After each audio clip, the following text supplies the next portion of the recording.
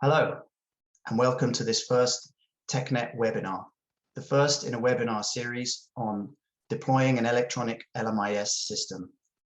eLMIS, Electronic Logistics Management Information System, how to make the right choice and an overview of the available solutions. This is a webinar series that is being conducted in association with the WHO and UNICEF COVID Digital Health Center of Excellence, or DICE for short. Before we get started with our guest speaker, Chris Wright, I want to just say a few words about TechNet, the platform and community that is hosting this webinar series. We were established in 1989 by WHO and UNICEF and are a global network of immunization professionals committed to strengthening immunization services in three ways. Firstly, by building relationships, online and in person. Secondly, by sharing knowledge. And thirdly, by coordinating our activities globally, regionally, national and subnationally.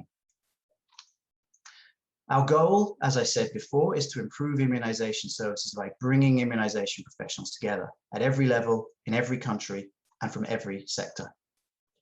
We have 4,000 members around the world from 100 different countries, and they come together on our website and during our biannual conferences to connect and make new contacts, ask questions, provide answers, share knowledge, and join specialist communities of practices. So let's get back to the subject of this first webinar in the series. It's entitled, You Want to Deploy an eLMIS, Now What? And it's being delivered by Chris Wright, a consultant with many years of experience in immunization supply chain in general, and specifically in information systems in particular. At this point, I think I'll say that the webinar is going to last about 30 minutes. And then once Chris has delivered his presentation, I'll tell you more about the other sessions in this webinar series. So Chris, it's over to you. Thanks, Daniel, and thanks TechNet for hosting this series. I think it's going to be very useful for the viewers. So first, I want to talk a little bit of the context that we're working in. In the last 10 years or so, the context for all e-health, electronic health solutions has really been evolving. There's many different factors, different types of platforms, different services that are being provided under the rubric or term e-health. Logistics management information systems is just one of the many. Most people are familiar with DHIS2, and they'll actually be presenting a part of their last mile supply chain management solution. They don't have a full-fledged solution, but certainly a last mile option. And they do a lot with the HMIS space. There's an emerging area of electronic records, medical records for patient medical records. There are various dashboards. And of course, various systems that track the providers, the facilities, and of course, the products that are being provided.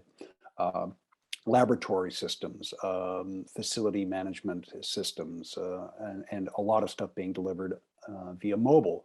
So it's a very dynamic area, and one that eLMIS has in some ways been a leader in terms of determining what can be done and to what level of the health system. Next slide, please.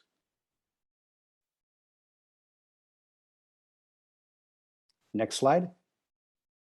Okay, so let's pull back a little bit and remember that supply chains are absolutely essential to health systems and to health outcomes. We're all familiar with the term no product, no program. What's being shown in this chart is the relationship between stockouts and malaria mortality rates. So as stockouts decrease, we see a decrease in malaria mortality rates. Now, that seems quite rational, quite obvious, but sometimes the disconnect between product availability and the ability to deliver health services is rather profound. We've seen challenges with that just in recent years with COVID. We've seen challenges both with COVID treatment medicines and technologies, as well as with the vaccine. But we've also seen the impact of the pandemic on other supply chains for medicines, on HIV, on TB, on malaria, on reproductive health supplies, et cetera. And we have to be cognizant that supply chains are at the heart of the health system if we want to be able to deliver good products, good services to the people who need them. Next slide, please. So what are the benefits of electronic LMIS? Traditionally, a lot of this stuff has been done on paper or in Excel tools, and those have all served a purpose at the time. But with the technology revolution, with the mobile connectivity revolution, there's so much more that can be done. We are seeing faster, easier, more accurate reporting of data, better data visibility for managers to be able to make effective decisions, better decisions regarding stock levels, reducing stockouts, and as already mentioned, resulting in contributing to better health outcomes. All throughout this chain, we're now seeing the emergence and the application of barcodes that help reduce the amount of data entry required and automate the data capture. Those barcodes are often GS1 standards, which are an emerging standard within not just the public health field or the global health field in lower and middle income countries, but really throughout the health system in all countries, both commercial and public. Next slide, please.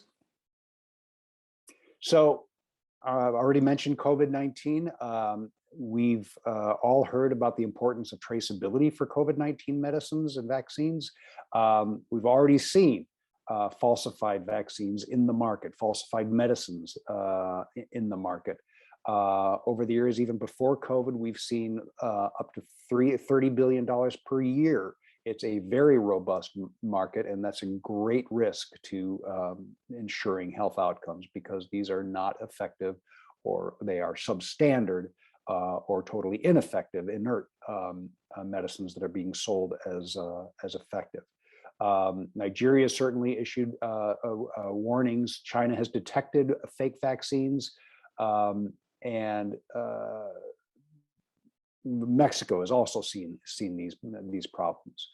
So it's a critical need to track vaccines, COVID-19 and other medicines, from the point of origin all the way to the point of use, and to ensure that the service providers have confidence in those products, and that the patients or the beneficiaries who are receiving those products have patience in them as well. Traceability is at the heart of this confidence, and eLMIS can deliver that kind of traceability. All of the systems that are going to be presented in this series have the capacity to capture GS1 barcodes to be able to track unique batches all the way down to the use at the facility level, and to provide that confidence to the recipient and to the provider that these are legitimate products. Next slide, please.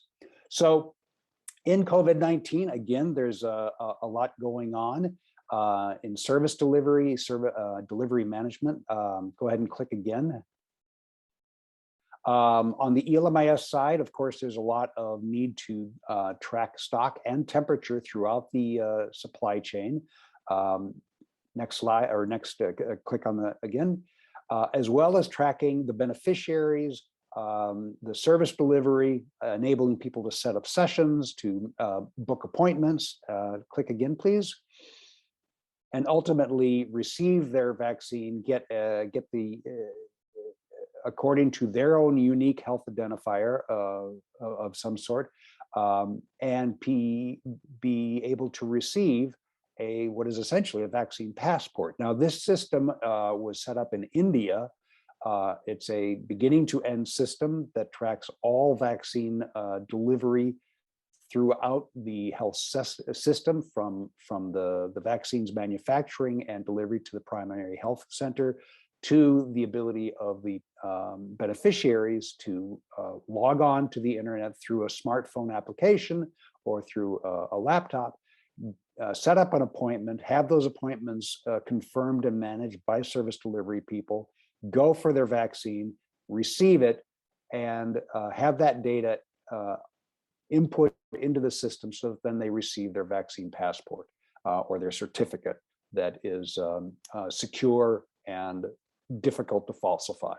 So, and then at the end of the day, if there are any adverse events from the immunization, those are also tracked. So eLMIS is a key component in the COVID-19 vaccine delivery management system. It's not the only one, but it is an important one because, of course, there is no immunization without a COVID vaccine actually on hand. Next slide, please. So let's talk a little bit about the conceptual model. What do we mean by a digital LMIS? There's many factors here. It's not just stock management. So this conceptual model addresses where the eLMIS is operating, what systems it's interoperating with, and what its dependencies are in terms of things like GS1 standards.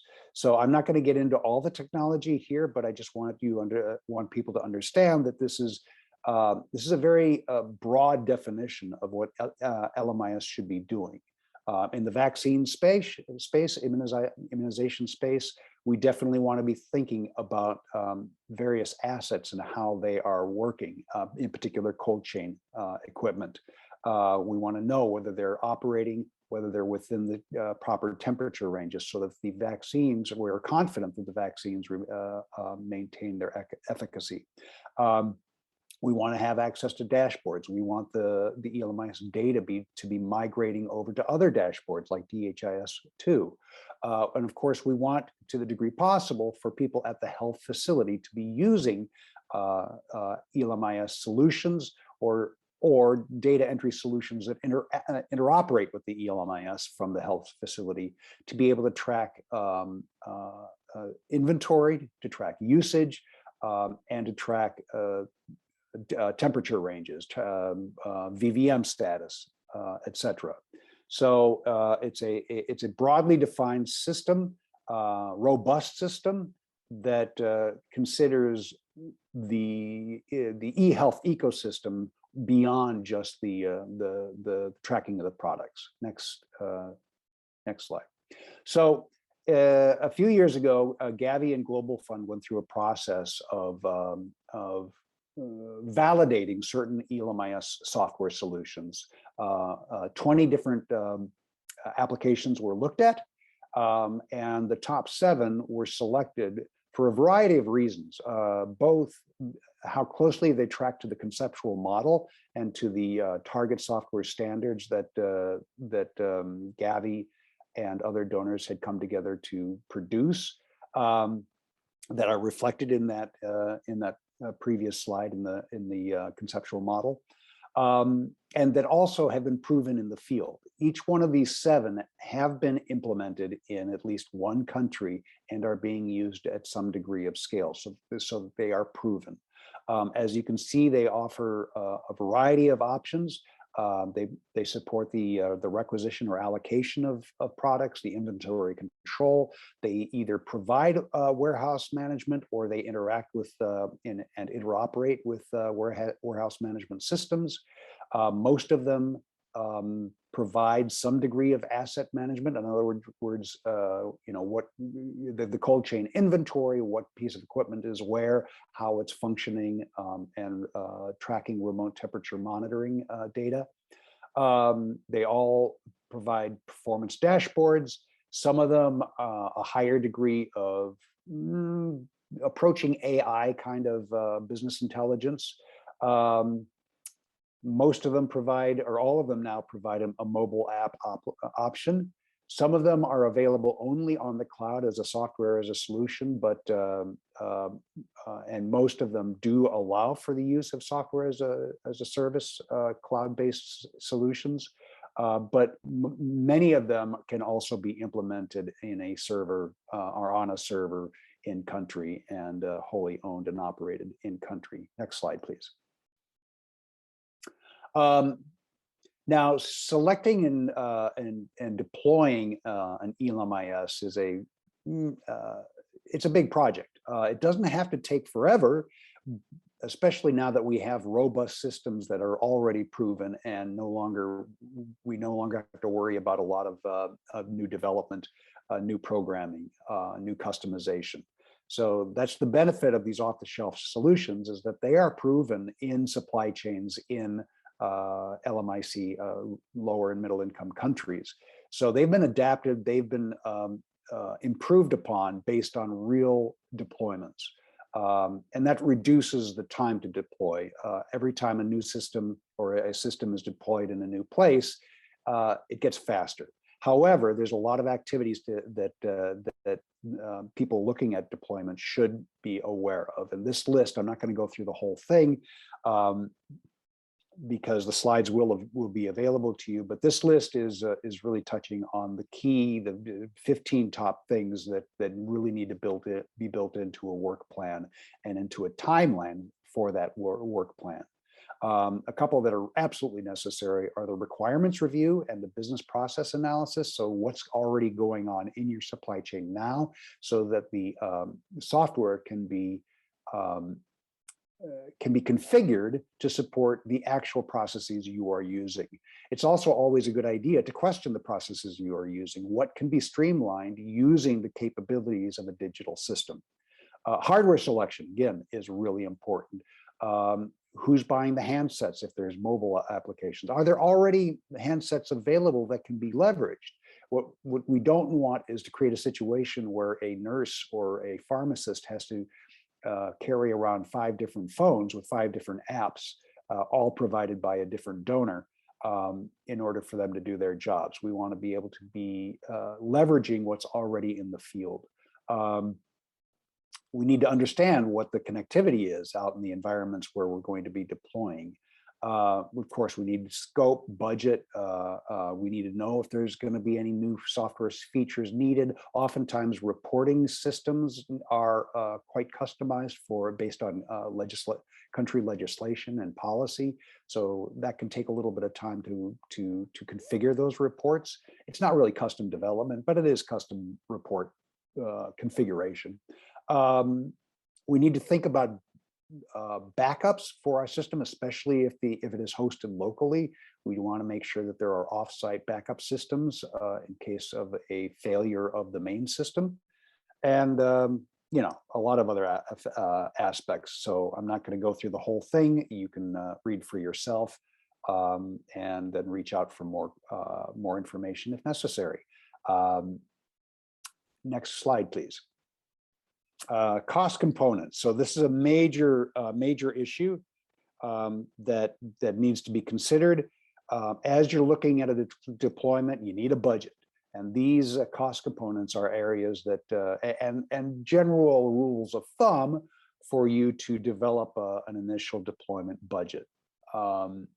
Server environment and hardware. So are you hosting on the cloud? Are you hosting locally? What's the broadband internet connectivity? That's one component. How much does that cost? What does the internet connectivity cost? Does the Ministry of Health have a budget? Does each program have to contribute to that budget?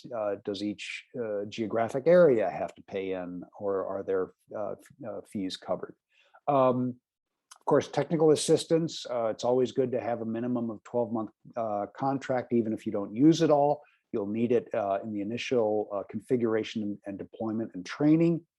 Of course, office space, ICT hardware, the devices, workshops for central level staff training, and the process of reviewing what's been configured and making sure that it's been tested and accepted and working as intended.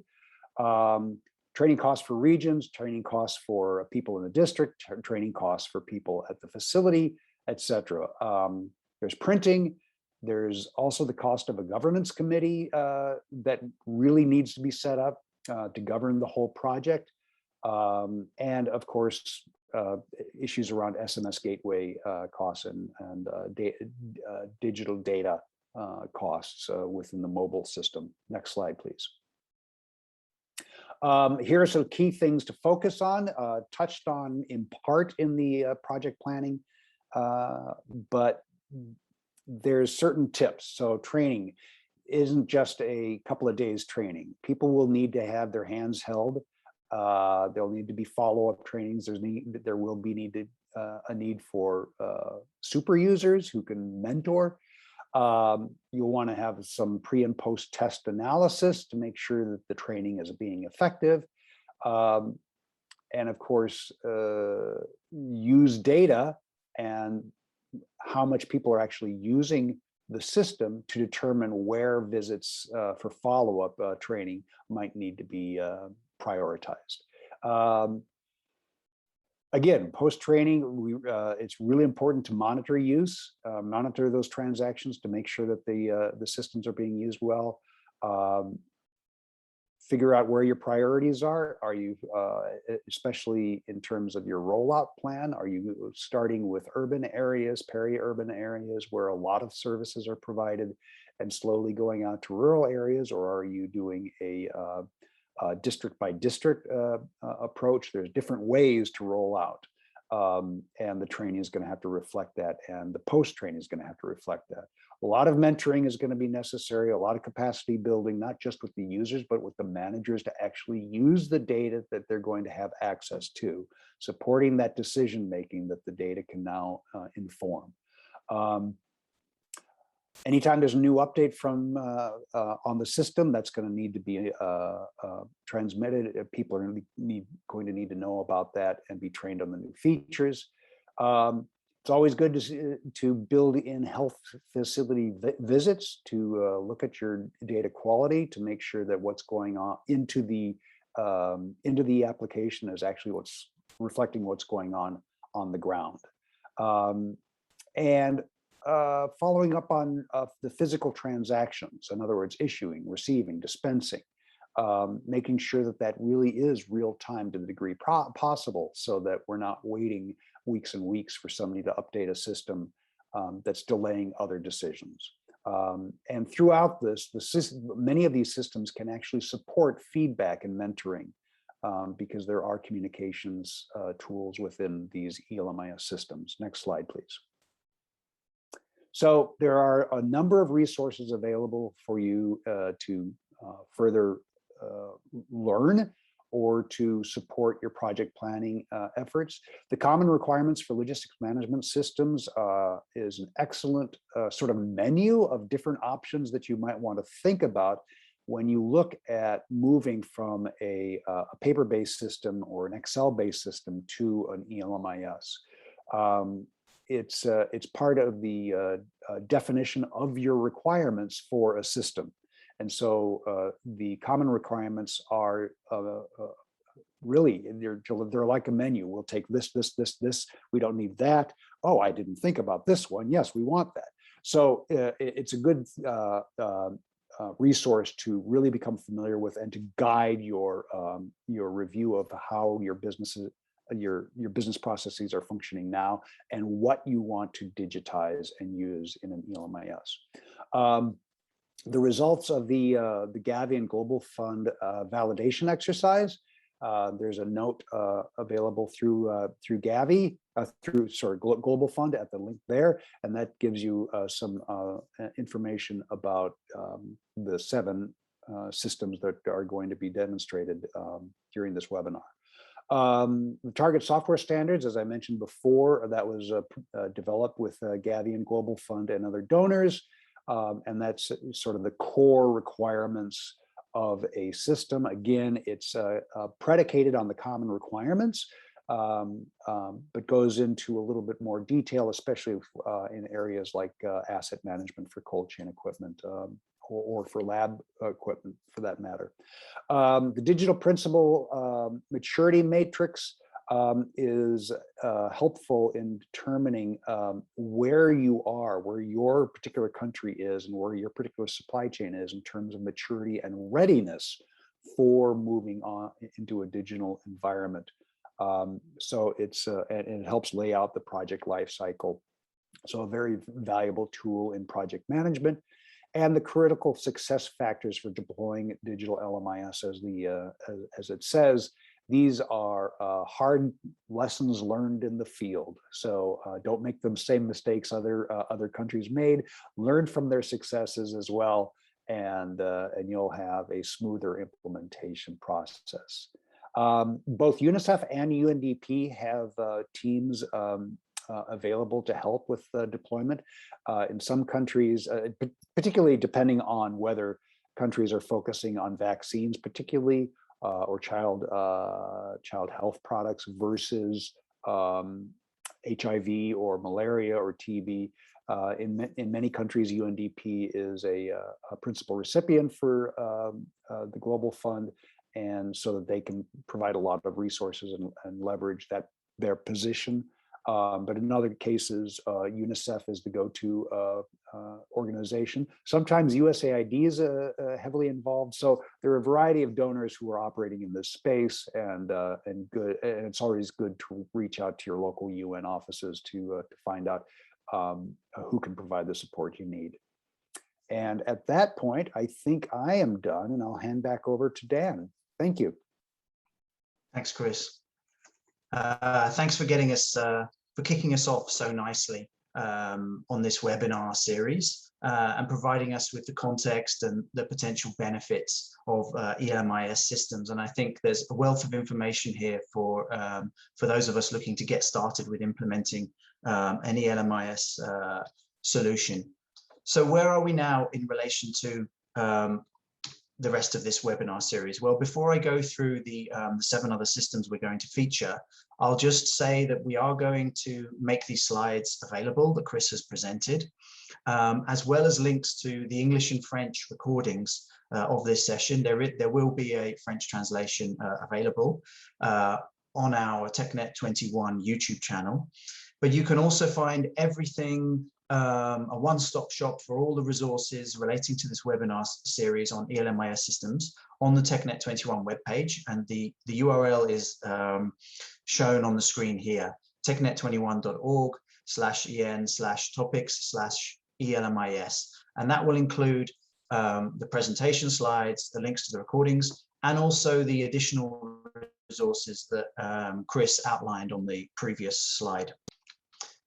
So where do we go from here? Well, Chris mentioned that there were a top 7 list of Global Fund and Gavi validated eLMIS systems out there and available and field tested.